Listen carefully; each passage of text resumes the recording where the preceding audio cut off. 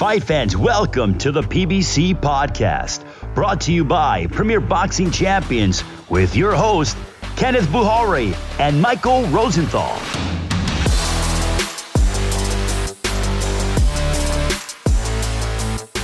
Welcome to the PBC Podcast. I'm Kenneth Bouhairie, and with me, as always, USA Today boxing junkie editor Michael Rosenthal. Together, we're excited to bring you our 75th show. We're going to have undefeated super lightweight contender Malik Iceman Hawkins joining us a little later. Plus, we'll look at last weekend's PBC show, and in today's toe-to-toe section, Mike and I are going to discuss some of the best fights we've personally ever witnessed. But of course, we'll start with some recent news, beginning with last week's big announcement. Undefeated two-division world champion Tank Davis will face four-division world champion Leo Santa Cruz, Saturday, October 31st. In a Halloween thriller live on Showtime pay-per-view. Now, this fight is going to take place at the Alamo Dome in San Antonio and will be the first major boxing event with fans in attendance since the pandemic began. So I'm looking forward to what should be a special night. And, you know, as much as I've enjoyed the return of boxing, Mike, I got to admit, it doesn't feel 100% the same without fans in attendance. Oh, for sure. It doesn't feel the same. It's actually, there's some pluses, I think, because you were able to hear what goes on in the ring more. So it's kind of been an interesting thing. But I think there's just sort of a lack of energy, a lack of excitement that's there normally when the crowd is there. Like things are happening in the ring that would be greeted with these huge, uproars from the crowd that's just not there right now. So I think it's great that they're going to have some fans there. They're doing it in some venues and other sports. Why not boxing? As long as they wear masks and they social distance, I'm for that. Boxing's a business, and a significant part of the business is the live gate. They should be able to make money if they can do it safely. And as I mentioned, on top of that, from an event standpoint, the crowds generate a certain energy, a certain excitement that just hasn't been there. They sure do. I mean, even some of the great fights we've seen recently, they all remind me of, I don't know if you remember, or you may have been there, but I remember watching live Vasily Jirov versus James Toney in the 12th round. It was, an incredible fight. But what was hilarious about it was the 12th round was also pretty wild. I think Toney knocked down in the last few seconds. And they were going toe-to-toe, and Jim Lampley, the HBO announcer, yells, this is, going back and forth. The crowd is on its feet. And you could see the crowd behind him. And then he says moments later, well, some of them are. Because there weren't that many people standing up. But it was the action certainly warranted. Now, I bet a lot of fans wish they were in attendance last Saturday for the Jose Zepeda-Ivan Baranchyk fight. 8 knockdowns in all, capped off with Zepeda ending it in brutal fashion, stopping Baranchyk in 5 rounds. Mike, how good was that fight? Really good. As you mentioned, 8 knockdowns in 4 rounds, 4 apiece, the brutal knockout, even the drama at the end, which is obviously unwanted. The drama was just so thick. There was, speaking of the knockdowns, there was at least 1 knockdown in all 5 rounds. I mean, how rare do you think that is? It was a kind of fight, in which you move to the edge of your chair because you just don't want to miss anything at all. You just can't believe what you're watching. It was just unbelievable. I try to be measured and not get caught up in the excitement too much because, I've seen so many great fights. You've seen a lot of great fights. I'll say this, though. I've been following, I don't want to date myself too much, but I'm going to right now. I've been following boxing for like almost a half a century. And I've covered it for 3 decades. I would say I'm going to be really conservative and say this is my top 10 greatest fights that I've seen. Maybe top 5. I hate the fact that Baranchyk struggled at the end the way he did. But the fight itself was just nuts. Fans dream about fights like this, but they just rarely happen. I just loved it. Yeah, I think it was a great fight, no question. Certainly a fight of the year candidate. I don't know about fight of the decade or any of that. Decade just started. or whatever folks are saying out there. They're talking, I've seen folks compare it to Corrales Castillo, which I think is a bit much. I've seen a lot of great back and forths in bars even, but they wouldn't qualify for great fights, and I wouldn't go that far with this. This absolutely was a fight of the year candidate, and certainly one of the best fights we've seen in recent times. With that, let's jump right into the week in review. Last Saturday, October 3rd, FS1 PBC Fight Night returned with undefeated featherweight Mark Magsayo of the Philippines taking on Rigoberto Hermosillo. We broke down the fight last week. Both of us expected Magsayo to win, and he did, but it wasn't easy. Hermosillo gave him all he could handle. Ultimately, Magsayo would win a 10-round split decision. Mike, what was your take on his performance? I thought he struggled against this guy. Hermosillo's, I guess we talked about this in depth before the last podcast. He's a tall, left-handed guy. He's a little bit awkward, and he was actually better and maybe a little bit more durable than I thought. Which those what I just mentioned really presented some challenges for Magsayo. I thought he did just enough to win, but he was never really able to take control of the fight. I kept expecting him to do that. He never really did. I thought he landed the bigger, more eye-catching shots, which probably gave him the victory. But I also thought that Hermosillo outworked him. For what it's worth, let me throw this out. According to CompuBox, Hermosillo landed 181 of 856 punches. That's a busy fighter. Magsayo, 136 of 417. I bring it up because 417 is less than half the number of punches that Hermosillo threw. Yeah, and now Hermosillo landed only 21% of his shots, which is an indication of Magsayo's defensive skills. Magsayo landed 33%, which is pretty high, and the bigger shots. And just for the record, the 100-90 score from Judge Rudy Barragan was just ridiculous. You had to give Hermosillo at least a few rounds in that fight. I thought that was just kind of disrespectful. Yeah. All that said, I like Magsayo's tools. He's quick, he's tough. And I think he'll be a better fighter after that experience. There's that kind of learning experience, I think.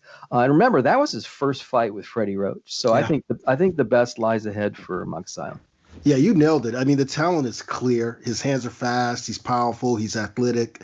Still needs some refinement. And I didn't like the way he responded to Hermosillo's body shots. But as you mentioned, this was his first camp with Freddie Roach. I expect he's going to continue to improve. He's still only 25 years old. At featherweight, who would you like to see him face next? Who would be a good opponent for him? Oh, I hadn't thought about that till you just asked it. I would just say Hermosillo was like a solid guy. I think you could comfortably put him up the next level. I think that he's got some work to do, though. I'm not sure you want to put him in with like a top contender. Yeah, I'm going to agree with you. I think they should find another opponent the caliber of Hermosillo, see what improvements he's made. Then I'll start looking at some contenders, maybe in 2 or 3 fights, put him in against like an Oscar Escandón or Jesus Rojas. Now, another prospect who was matched tough was undefeated welterweight Paul Kroll. Kroll, who hails from the Fighting City of Philadelphia, took on the dangerous Lucas Santamaria. And it was a close fight for much of it, but Kroll pulled away toward the end to a unanimous decision. Scorecards seemed a little off, as 2 of the judges had Kroll winning. Yeah. They had 2 judges. This time had Kroll winning 99 and 91, which was way too wide. But I thought he deserved the decision. What were your thoughts on the fight? Well, I would probably be critical of Kroll if he were a veteran fighter. But the guy had 7 fights going into this fight. He's just starting out. So he obviously has ability, but he just didn't get much done in the fight. Now, listen, I don't want to overuse CompuBox because it's just a small window into what happened in the fight, but sometimes it gives you valuable information. Yeah. He landed 6.5 punches per round, and Kroll I'm talking about, and connected on only 16% of his shots. He just didn't throw enough punches, and when he did, most were single shots. He didn't. I don't know, was it the TV commentator or the corner kept saying, I think it's the TV commentator saying, throw more combinations. Just wasn't throwing combinations, especially in the first half of the fight. I think he picked it up later on, as you said. Now, it's important to note that some of that had to do with Santa Maria, who was switching from righty to lefty, and he was busy at times. He was a tough guy to hit cleanly. Santa Maria is pretty good, so that played a role in it too. But some of it was Kroll. He just couldn't figure out Santa Maria enough to do what he wanted to do. Let's put it that way. The positives for Kroll are that he won. It was another great learning experience for him. And I think the tools are there. And I agree with you. The 99-91 scores were way off. Bananas, yeah. Yeah. I mean, I thought I didn't score, but I thought Crow won by 2, maybe 3 rounds at best. And it seemed like he sort of picked it up as Santa Maria slowed down. It wasn't so much what Crow was doing as That's it was, true. Santa Maria seemed to slow down a bit. Either way, and anyway, Mike and I remain tied in our prediction league. Both of us are 23-5. Luckily, there are no other Ghanaians on the schedule for the foreseeable future. So I take comfort in knowing I'll be in first place soon enough. All right, let's bring in our guest this week. He's still only 24 years old. He's amassed an 18-0 record as he moves up the 140-pound rankings. And on Saturday, October 24th, he takes on the toughest test of his career as he faces Subriel Matias on Showtime. Let's welcome one of Baltimore's finest to the PBC podcast, Malik Iceman Hawkins. Malik, how's it going, man? Hey, man, I'm doing great. In training camp, just working my ass off. Yeah, that's what we've been hearing. Now, you were originally slated to fight Subriel Matias on October 10th. Now that fight has been moved to October 4th. Does that affect you as far as your training or making weight? No, because I was already, I was at weight, a week before the fight. And, I told by them pushing it back, that just give me more time, to prepare and things of that nature. That's how I look at it. Malik, my understanding is that half your team is training with you in Philadelphia and the other half is in Vegas. Now, you typically train in Vegas. Has that been an adjustment for you? No, actually, I typically, I train out of Baltimore and things of that nature. But the first half of my camp, I did have it in Philadelphia. But now I'm training in Frederick, Maryland. Oh, okay. Okay. So for this fight, you sparred undefeated welterweight Jaron Ennis. What was that like? Oh man, that was a hell of an experience. He real sharp. He one of them guys. That's the work that I needed. Just to help me. Stay sharp. Yeah, that was a hell of an experience. Going to Philadelphia. Getting that work in with Boots. That was a hell of an experience. Iron sharp as iron. The only way you can get better is if you spar people that's just as good as you or better than you. That's what I went and did. Makes sense. What are your thoughts on Boots? Do you think he's ready for the top welterweights? Yeah, of course. I feel as though he got the skill set, and I feel as though he got the, he got the mindset of a champion. He trained like one from what I see. He definitely, he went in there and he did his thing, in his last fight. Yeah, he sure did. Now, let's talk about your fight on October 24th. On paper, Subriel Matias is supposed to be the toughest fight of your career. Give us your thoughts on him as a fighter. He just, to be honest, he really just up and down for real. He really just straight up and down. He don't really impress me. That's no lie. He really don't impress me. People only look at, his knockouts and things of that. But who has he fought? He hasn't fought nobody. He ain't really fight nobody.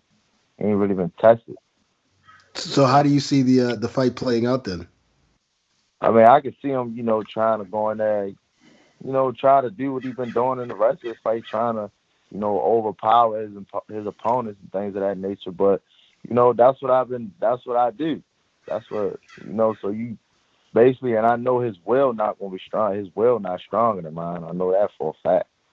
He can try it, but that ain't going to work. So you think, I mean, both you guys are heavy hitters. You're a knockout artist. You don't see it going the distance? I guess how could I say it? No, not really. That was great. I like that. Now, I was ringside when you beat Darwin Price last December. Fight was, getting pretty good, and then he suffered that knee injury. I know it was only 5 rounds, but did you learn anything from that experience? Yeah, just going there, not I felt as though I was too anxious in that fight, trying to get in there, just to really try to, just really, hurt him and things of that nature instead of me just going there with the game plan that I've been had, listening to my corner and things of that. But I definitely learned a lot from in that fight. Now, you said you went in there trying to knock him out. He was doing a lot of trash talking before the fight. Is that something you're used to, and how do you handle that? I mean, of course, I'm used to people, talking trash and things of that nature. But it's a difference when you talk trash and you gotta get in there and back it up. I mean, how I handle it, I just don't pay attention to it. You can talk trash, I can talk trash. The difference is when I get in there, I'm trying to, I'm trying to back it up. I'm trying to hurt you. Makes sense. 1 week after your fight, your friend Gervonta Davis will take on Leo Santa Cruz on Showtime pay-per-view. Based on the photos we've seen, Tank looks like he's already in serious shape. What have you heard about his camp? Who's he working with, etc.? All I know is he in camp with our younger brother Lorenzo Simpson. It's a lot of good fighters down there. We got Kareem Martin, Richardson Hitchison, Stacy Shelby. It's a lot of Damon Nicholson was down there. It's a lot of good fighters that he been in camp with. And we talk to each other, probably almost every night, just to check in and this and that. And we've been working. I'm pretty sure y'all probably seen the video when we was flexing and this and that and the third. Yeah, you guys look great. That was a little competition we had. My understanding is you guys first met in second grade. How did that come about? We was just, he always been the type of cat that always liked to play a lot. And, I had just moved into the neighborhood, this, that, and the third. My first day at school, he was in my class. He just started playing. Yeah, that was it. He just kept playing. And that's how you guys became friends? You guys just sort of clicked after that? Yeah. That's awesome, man. Now, you had a difficult childhood coming up in Baltimore. I understand you lost more than one person close to you in gang violence, including your brother. How has that affected you? How has it shaped you? I mean, when I was younger, it affected me, in a bad way. Cause that's when I started to get into a lot of trouble, But as the years passed, I just kind of learned how to, I learned how to deal with, with the death of my brother and things of that nature. But and when I got older, it was a lot more people that that started to die off. I seen a lot of people die off and things of that nature. And I just deal with it like they live through me. So I don't want them looking down. I have any type of regret. Do you feel like boxing basically was your savior, sort of helped you get out from what might have happened? Yeah, it definitely saved me. Do you ever sit back and reflect on how far you've come to where you are today? Yeah. That's crazy. I definitely do. I always do. I was like, damn, I was just here. Actually, the other day I was just thinking about, damn, it was just my pro debut. I just had my pro debut. Now I'm, fighting on Showtime. Do you ever go back to the old neighborhood or anything like that? Do you see old friends? Yeah, I always go back. That's good. I always go back. Malik, when you look at yourself and Tank and some other guys, do you feel there's a resurgence of great boxers from Baltimore? Yeah. We definitely got. There's a lot of talent. It's not even just boxers. This is all around the board. We got everybody, people that do everything. Football, basketball players. It's everything. Baltimore, a talented city. It just gotta get brought out. It's a great sports town, isn't it? Yeah, definitely. Yeah. So you're signed to Mayweather Promotions. What made you decide to join them in particular? Well, I always, of course, I always looked up to Floyd Mayweather and this, that, and the third. And actually, I didn't even really know that, that Mayweather promotion was interested in me. I just wanted, to fight. I had fought on Gervonta's undercard in July. And, I just wanted, to put on a good show. And it just so happens, they reached out to, Leonard and my manager, they was talking, and that's how it happened. Awesome. Excuse me. Awesome. Have you had the chance to work with or speak to Floyd directly? Yeah, I talked to Floyd. I want to say about 3 times. The best advice he gave me was, just be myself. Don't try to change for nobody. Makes sense. Yeah, it's good advice. In your last fight and now your next one against Matias, you're taking some pretty big steps up. Assuming you beat Matias, how far away do you think you are from fighting for a world title? I want to say within my next 2 fights.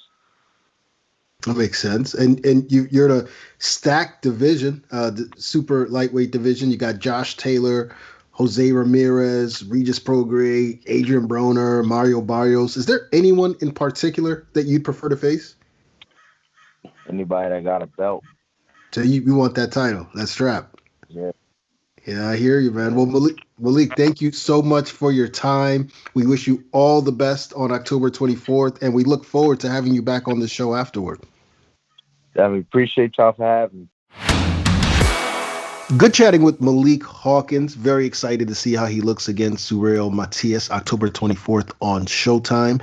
And now it is time for Toe to Toe.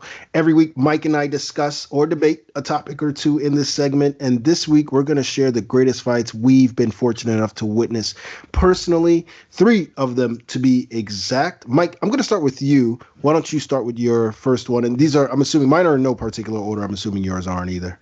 Yeah, mine are not in any particular order. Well, you know what? They kind of ended up in the right order.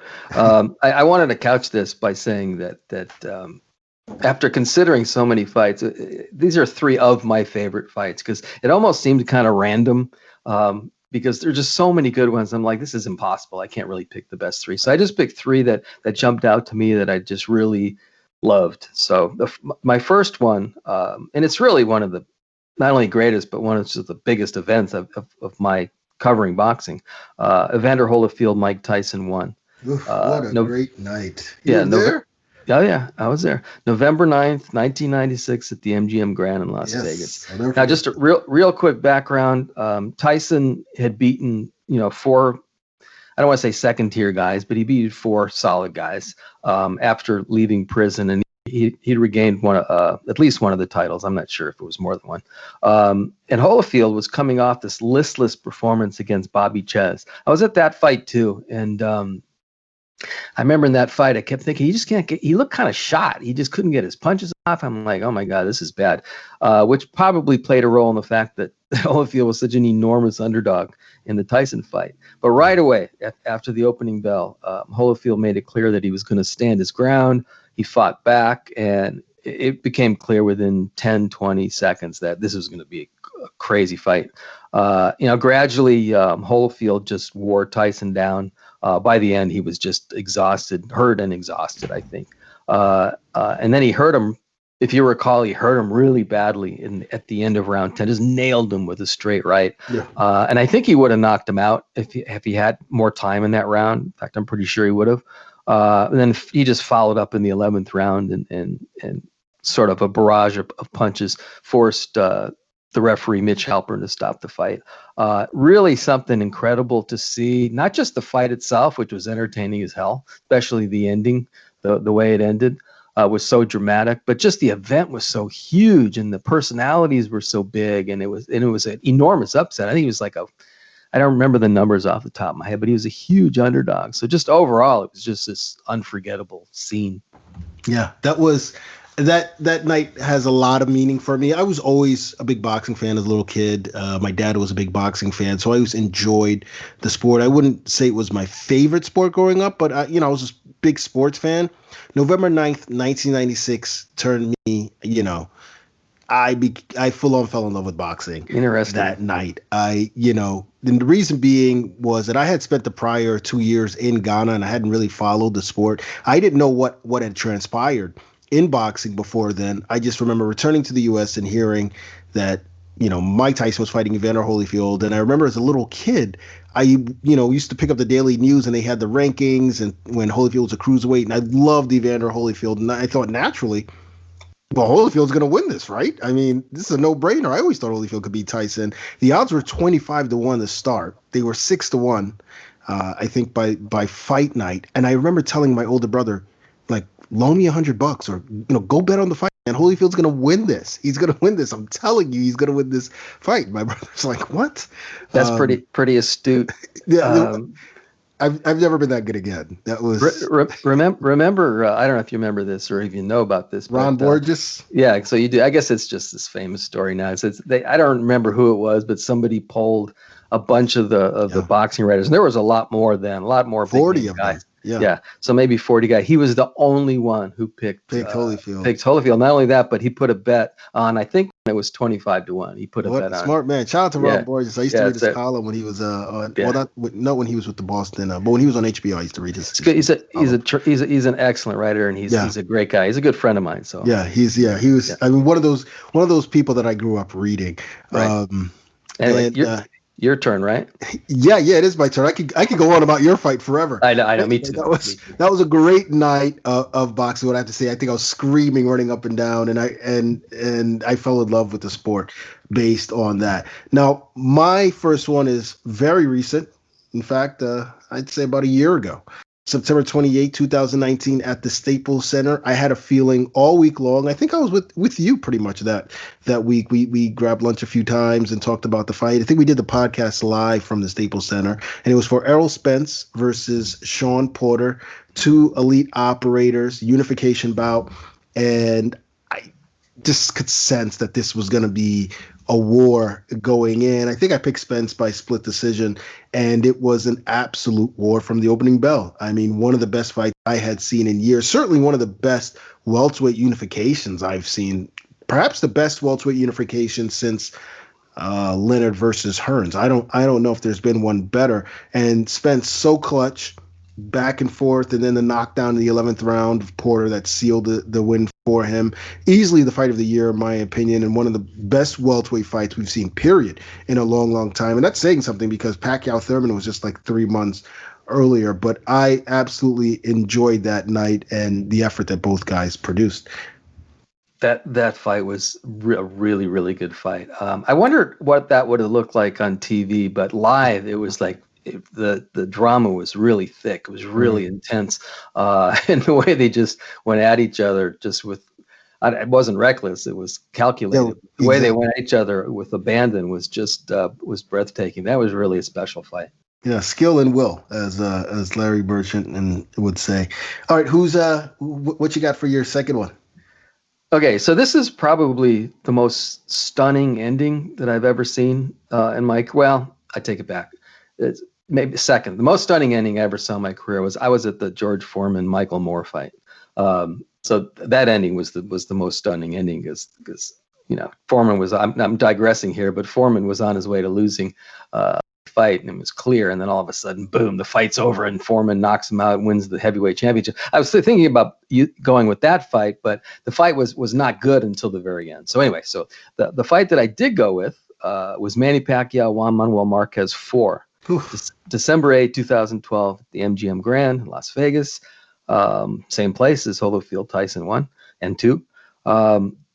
We all know how it ended, but people might forget how intense it was before that. But first, some real quick background. Pacquiao, this is completely from my perspective. I remember thinking this, and I think I even said it in my post-fight stuff. Pacquiao hadn't fought with quite the same fire in recent fights leading up to that fight. He was coming off that disputed decision loss to Tim Bradley.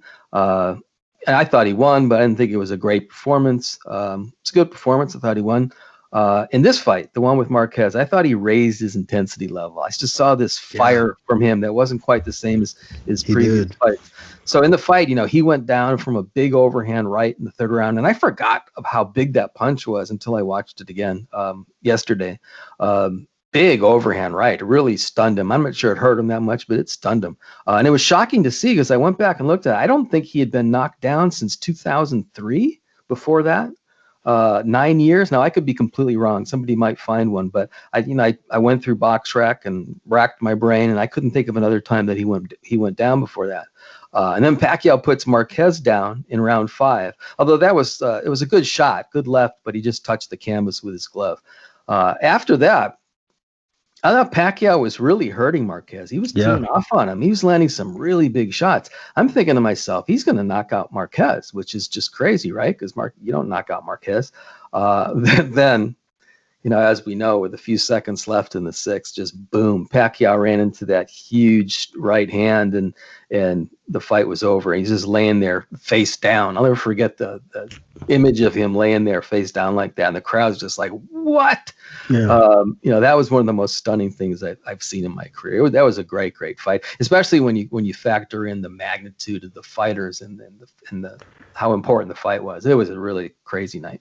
Yeah, people forget how good that fight was up until the knockout, and also how close it seemed Marquez was on the verge of being stopped himself. I remember the round prior, the 5th round, he ate a crunching right hook from Pacquiao, and he lost control of his legs, and I'd never seen Marquez in that bad of condition before. Sure, he'd been dropped by Pacquiao in prior fights, but I felt like he was in worse shape at that point than I'd ever seen him before in the previous 3 bouts.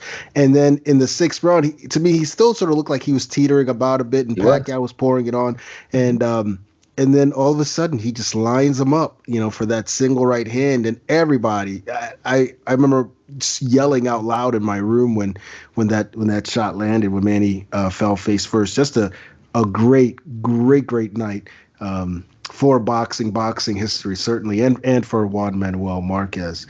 Now, my second one didn't involve 2 big name fighters or anything like that. September 29, 2006, Madison Square Garden, when an undefeated contender named Irish John Duddy took on Yuri Boy Campos. This was supposed to be Duddy's big step up.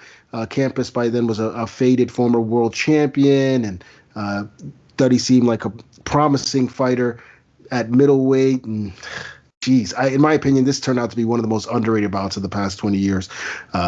Duddy had a huge following in New York. Huge Irish crowd would come see him, and they packed Madison Square Garden that day. Yuri Boy Campos, tough as nails, big step up. But this was supposed to be Duddy's coronation.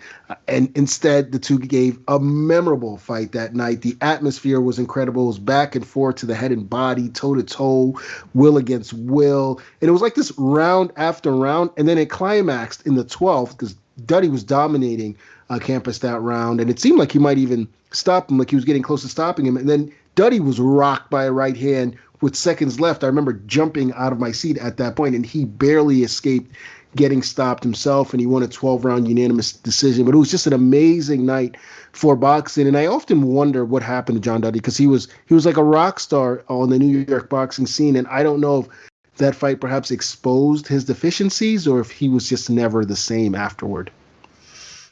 You know what? Part of what I hope comes out of this discussion is that people will be inspired to go back and check out some of these fights. Yeah. So I don't remember that fight. So I definitely check it out. Yeah. So I'm going to go back and I'm going to look at it. I think Duddy just lost a few fights and kind of just faded away. I think he did. His fate was sort of clear. He was sort of like you said, sort of a popular, almost club guy. Although I think he was a contender at one point. But I was around when Campos was, when he fought Trinidad. I think he was like, I don't know. I don't know. 56-0, 50 KOs. Yeah, I was going to say like 50-0 with 48 knockouts or whatever it was. And he was given a shot of beating Trinidad, for obvious reasons at that time. Yeah. So that dude was, when he was at his peak, he was a beast, and he was really, really fun to watch. But he took a lot of shots at his career. I mean, he fought for a long time though. He was a tough guy. He did. He had quite a run in his career. And you're right. He did fight for a long time. He was competitive for a long time. And to think that he was like 23 years old when he fought Trinidad, and he was 56-0 or 24 years old, something like that. Just something insane. But he had like 100 fights or something like that. Yeah. What a fighter he was. I think he had like 70 something when he fought Duddy, and he still kept going after that. All right. Your third and final. Okay, I'm glad you picked that fight, because just for fun, I sort of picked a fight that's a little bit more obscure. I know you will have heard of it, but it's not quite at the level of Holyfield Tyson or Pacquiao Marquez. It just really sticks with me because it was amazing to be there. Marcos Maidana versus Victor Ortiz, June 27, 2009 at Staples Center in LA. Just a wild fight, maybe a little bit like the Zepeda and Baranchyk fight. They both came out really aggressively at the opening bell. It was clear right from the beginning this was going to be fun. Then TV analyst, the late great Emmanuel Stewart, said in the second round, every punch is a power shot, quote unquote, and quote, both guys have no regard for defense. Something along those lines. That's pretty much what it was. In the first round, Ortiz put Maidana down with a counter right. Moments after he got up, Maidana put Ortiz down with a bigger right hand that stunned Ortiz. It actually hurt him. So not only does Ortiz recover from that knockdown, even though he was stunned, but he put Maidana down twice in the second round. So it was similar to Zepeda and Baranchyk in the sense that 4 knockdowns in 2 rounds. So this is just nuts to see right in the crowd. I remember the crowd's just going absolutely bananas. So Ortiz, and after that, it was sort of a gradual takeover by Maidana. By the 5th round, Ortiz was cut pretty badly. It looked like he was not only hurt, but it looked like he was tired. Maidana just started landing huge right hands with regularity. It's like Ortiz couldn't see him coming for whatever reason. I remember the trainer saying in the corner, I'm going to stop it. You're bringing your guard down. You're not defending yourself. And Ortiz just kind of just sitting there like almost comatose. He's in the trainer's saying, come on, react. It's like he's not even hearing him. It was weird. And then he just, sort of fell to the canvas under a barrage. And the fight ended that way. But the sad part of it, first of all, listen, Victor Ortiz, I've met a lot of people in boxing. Victor Ortiz is one of the best guys you're ever going to meet in your life. So I hate to even bring this up. He's such a nice guy. Yeah. And he had a talented guy too, but he was accused of quitting in that fight. I remember that was a big issue. The referee kind of came up to him and he kind of shook his head. I don't remember exactly what the ref said, but he shook his head. He clearly didn't want to fight anymore. Almost luckily for him, the doctor stopped it because of a cut, pretty bad cut above his eye. But poor Victor sort of not only did he take hits in the fight, he took hits after the fight. Yeah. But listen, he's got nothing to be ashamed of. That fight was a great fight. His fight with I considered the Ortiz Andre Berto fight, which was actually fantastic. I think a ring fight of the year. So Ortiz was in some good fights. He was just talk about characters. He was a character too. Anyway, Maidana Ortiz, go back and check it out. It was a really fun fight to watch. Yeah, it certainly was. I remember that fight very well, and I also remember the backlash afterwards that Ortiz faced, and I think the focus should have been on Marcos Maidana and what he accomplished that night, because that was a brutal fight, tough fight for Maidana. He came roaring back and did what he did, and ultimately landed the Floyd Mayweather fight off of those victories. So kudos to him for that, and kudos to both combatants, because both showed themselves to be warriors that night. Now, my third and final pick is also fairly recent, March 3rd, 2018. I'll never forget this because there were so many questions I had going into this fight, and it was Deontay Wilder versus Luis Ortiz. Wilder then was the unbeaten WBC World Heavyweight Champion, making his 6th title defense against the also undefeated Ortiz, who was considered the boogeyman of the heavyweight division. And I remember having no idea who was going to win that fight. And the tension at Barclays was palpable. I think that was the 2nd largest crowd for a boxing match ever at the Barclays arena. And we all remembered what happened. I actually remember during the face-off before the first bell rang, when they were giving the final instructions, you could hear the fans beginning to cheer, because you could see on the big screen how serious both combatants looked when they were staring at each other, and the fans were like, yeah.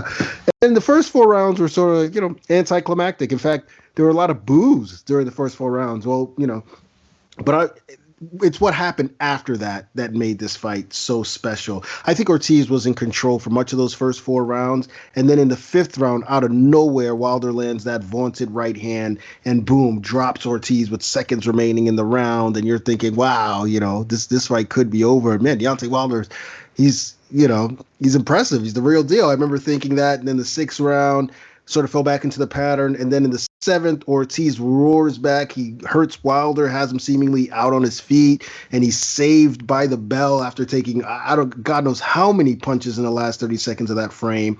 So then in the 8th, Wilder, who's still sort of seems a little weak, managed to collect himself a little, but Ortiz is still in control. Then midway through the ninth, Ortiz is still in control, but midway through the ninth, I remember this like electric feeling sweeping over the crowd. And even though Ortiz was the aggressor and he was taking it to Deontay, and it didn't seem like Deontay had much, you could almost sense that Wilder was going to come back. You could almost feel it. It was palpable. And the crowd began to feel it too, because I remember sitting in my seat in press row and thinking like, I think something special is going to happen here. And it wasn't anything that Wilder was doing. I don't know what it was. And then when the crowd began chanting Wilder, Wilder, I was like, oh my goodness, I'm not the only person who can see what's about to happen. It was insane. And then, of course, in the 10th round, boom, Wilder lands a counter right hand. He rocks Ortiz, batters him, drops him twice, and then wins, of course, in spectacular Deontay Wilder fashion. And it was bedlam at the Barclays Center. Most of the crowd hung around the arena till the wee hours of the morning. I was there until about 3 a.m. Nobody could forget what they saw. Easily one of the best, heavyweight fights of recent memory, and certainly the best that the Big Apple had seen in a long, long time. That's a really good choice. I hadn't thought about that fight. One of the things I think that makes a great fighter ebbs and flows. I mean, if you have a guy that just dominates, like I get almost criticized Holyfield and Tyson because there weren't a ton of ebbs and flows. It was a gradual process, I think, of Holyfield. That was more about the magnitude and the ending. Although Tyson did have his moments. Remember that fifth round when he hurt Holyfield, and everyone kind of expected Tyson to land that one punch, that would turn it all around. But that's the thing about Tyson and Wilder. You're always waiting for that big. No, it was a really good fight, Holyfield. Right. But the reason I brought that up was in this fight, the first Wilder Ortiz fight. We're used to Wilder at some point just taking his opponent out, like with one punch, boom, it's over, right? This case, he had to overcome major adversity, which just raised the drama level like 100-fold, right? Not only does he survive it, but he comes back and he knocks out Ortiz. That's the kind of stuff that makes a great fight, when you overcome adversity to get the job done. That's the definition of what a great fight is in my mind. Exactly. It's the heart of a champion right there. All right, well, that's going to conclude our toe-to-toe section and this week's show. We want to thank Malik Hawkins for joining us. We look forward to seeing him on SHOWTIME Championship Boxing Saturday, October 24th.